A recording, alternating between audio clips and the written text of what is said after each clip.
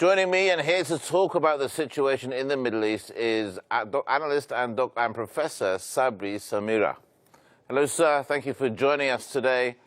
I hope you're well. Thank you. Same to you.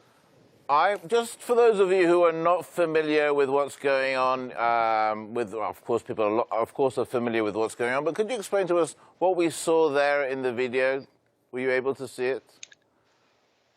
Well, as you just said, this dilemma, this catastrophe for the Palestinian people have been going for almost a century, 70 years since the establishment of Israel, and almost 54 years since 1967 Naksa. The first we call catastrophe Nakba, the second one we call Naksa, which is a major disaster also to the Palestinian people. What's happening is immigrants, refugees, strangers coming from all over the world to Palestine, claiming that this is their own homeland. This is their holy land. This is their religious land that they inherited 3,000 years ago. Of course, now I will not get into the religious discussion or ideological discussion brought by the Zionists who wanted to establish a Jewish state, quote unquote, to the Jews of the world. On the account of the Palestinian people, who are the native of the land, who are the owners of the land, who have been living there for maybe more than 10,000 of years, and they have never left that piece of land. What we are seeing are continuous violations of all kinds of laws, whether it is heaven's laws, people's laws, common laws, the British laws, the Ottoman laws before, the Jordanian laws that were inherited by the Israeli occupation. These are lands and houses and properties and places and a country for the Palestinians. Yet we see them being pushed out, pushed left and right, surrounded by all kinds of pressures, economic and so on, in order to vacate the land for the newcomers. Yes. Exactly.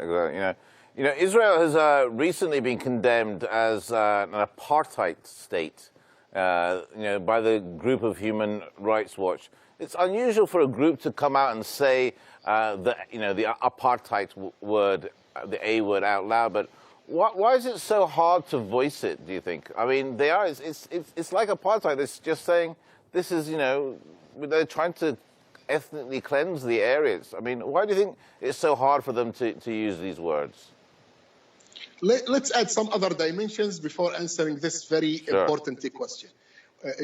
Jewish people have lived among Muslims and the Christians in the Middle East for all time, and there were no major problems among them. Jerusalem specifically and Palestine was always open to all.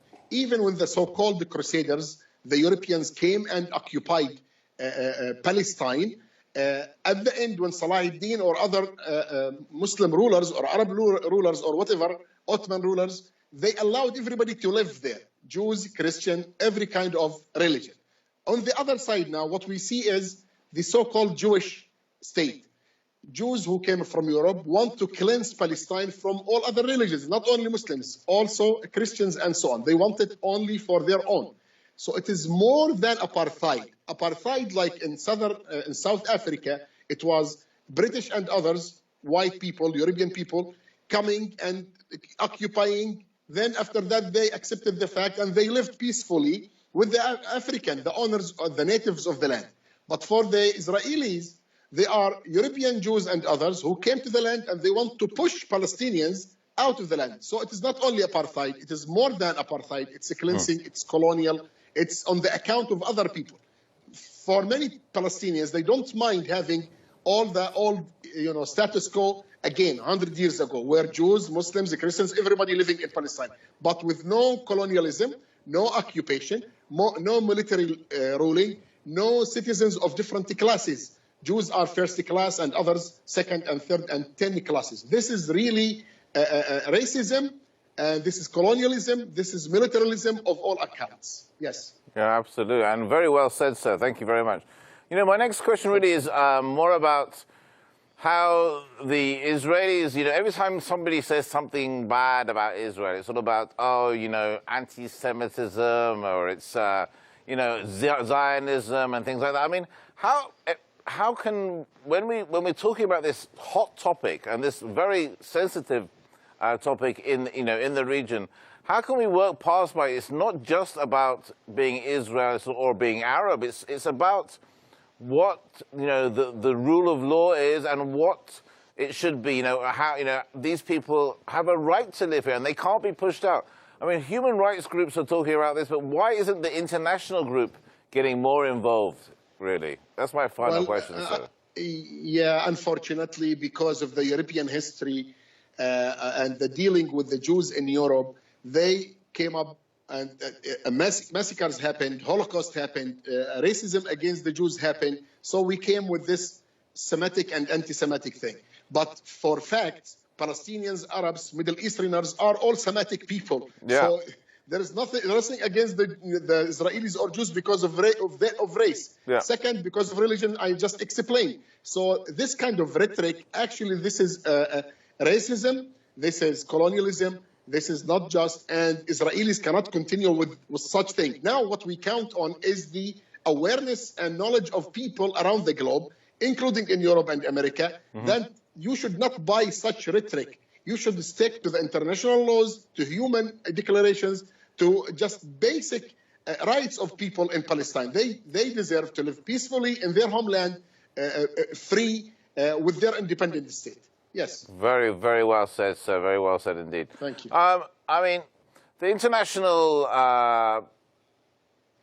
well, you know what? You actually summed it up really, really well. I mean, it's as if you read my notes beforehand.